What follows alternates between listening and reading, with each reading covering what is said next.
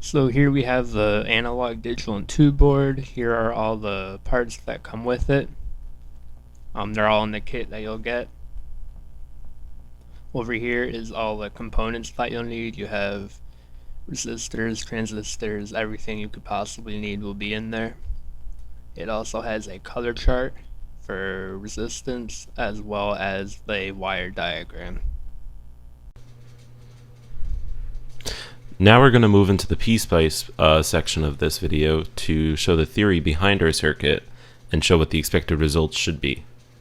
The example circuit that we chose is a simple series resistor DC circuit with 3 resistors in series of equivalent resistances. We chose 4.6K as our resistance. The reason we're doing this is to show what our expected results should be, so when we go to measure the circuit using the analog discovery board, we'll have concrete results to prove that our measurements are correct. Now we'll place in a DC source, and we'll connect the circuits using the wiring tool.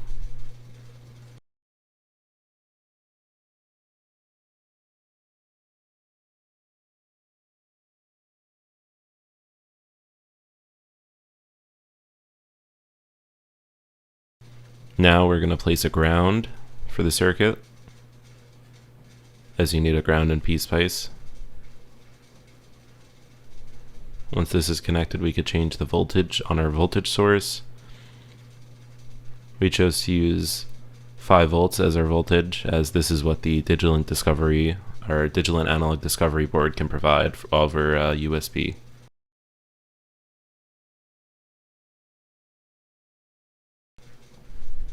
Now we're going to edit our simulation profile. We're going to set it to bias point. That way we can see what our voltage value should be at each point in the circuit.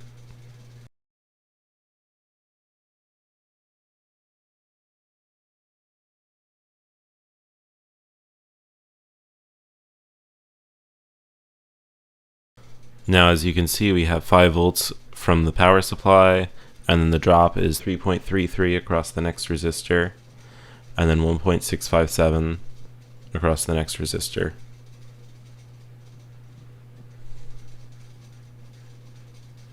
Now we'll change the simulation profile to be DC sweep, and we'll show DC values from 0 to 5 volts,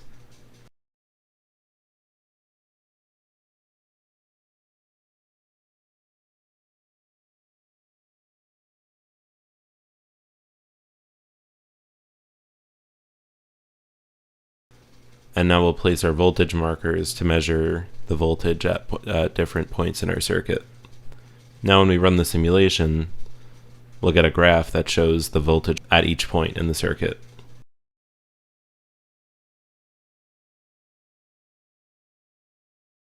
Now, if we remove these voltage markers and instead use the voltage differential markers, we can measure the voltage across the resistor. And the voltage across each resistor should be the same, as they are all equivalent resistance.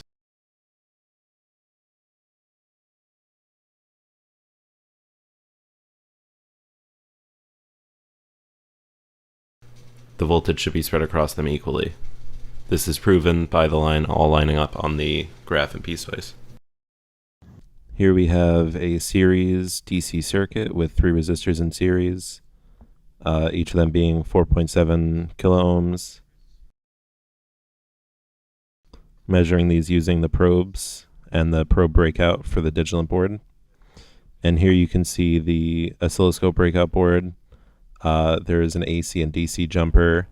If you want to measure in DC, you have to switch the jumper to DC. If you want to measure in AC, you have to switch the jumper to AC. Now we're going to be moving into the digital waveform software. Here you're going to need to select the supplies and the voltmeter on the start screen. When you click each of them, they should either show up in separate tabs or in one window as shown. Here, make sure that your settings match at 5 volts of output, turn on the master enable, and then start the voltmeter. As you can see, just like in PSpice, we have about 3.3 volts after the first resistor. This confirms our theory from before and shows that our circuit is designed properly. Now we can move the probe to behind the second resistor And by doing this, we can now measure the voltage drop after the second resistor. This voltage drop is about 1.6, which is within a margin of error of the voltage drop in PSpice.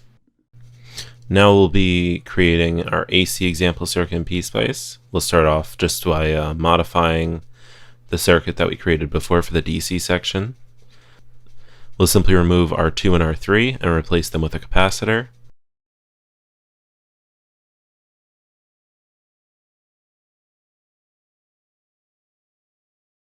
We'll set it to 4.7 microfarad, which is a standard value for capacitors. Next, we'll replace our DC source with a sine voltage source in PSpice. That way we have an AC voltage signal. We'll use 0 for our offset, as we're not going to have an offset. We'll use 1K for our frequency, as we'll have 1 kilohertz frequency for our first frequency. We'll use an amplitude of 5, as we can provide 5 volts with a digital discovery board. And we'll use an AC value of 0, as we will not be using that parameter. And then we'll set our R1 to be 4.7K, so that way it's 4.7 just like the capacitor. And now we'll create our simulation profile and edit it.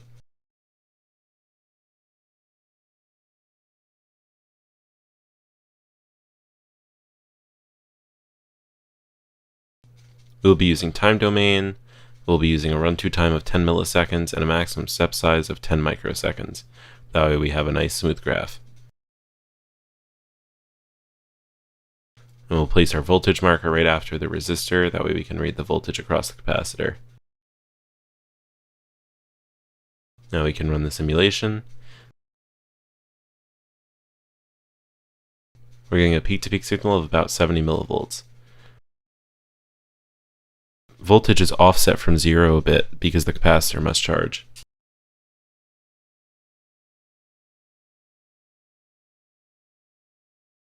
Next, we'll try using 10K as our frequency value.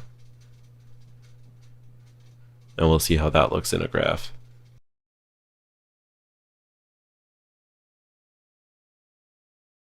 Here we should see a much smaller signal across the capacitor, which can be viewed here. Now we'll use 100 Hz to show a very slow signal across the capacitor.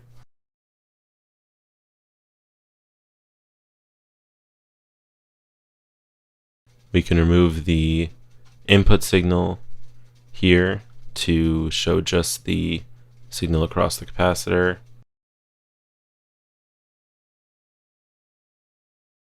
As we can see, this is about a 650 millivolt peak-to-peak signal.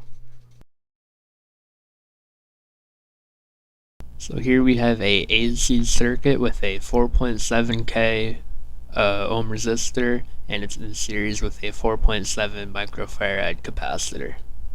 Now we'll be moving back to the waveform software to use the scope and wavegen functions of the digital discovery board.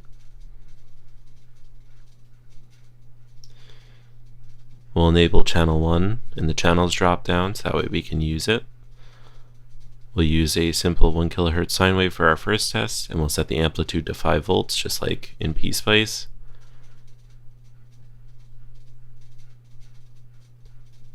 And now we can use the enable checkbox to enable the signal to be output, and then we can click the run button to actually run the signal.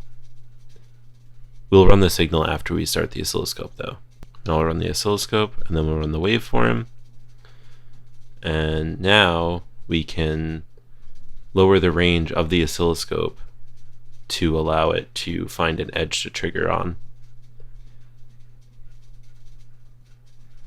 We can lower the range to allow for us to see more clearly the waveform. As we can see, it is about a 100 millivolt peak-to-peak signal. Next, we can run a 10 kilohertz sine wave to show what this would look like, as we did in PSpice. We can lower the time base to show less of the waveform and allow us to read it a little bit more easily. Here we're getting about a 60 millivolt peak-to-peak signal. Now we can change our signal to be 100 Hertz, and we can run this. Now we'll change our time base back to be a little bit higher to show more of the signal.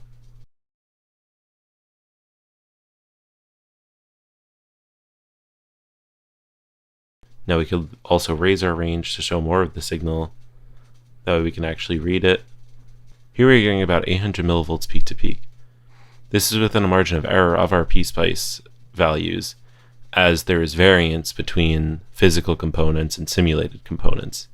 Due to this variance, we will not be able to get perfect values, but these values are within a margin of error.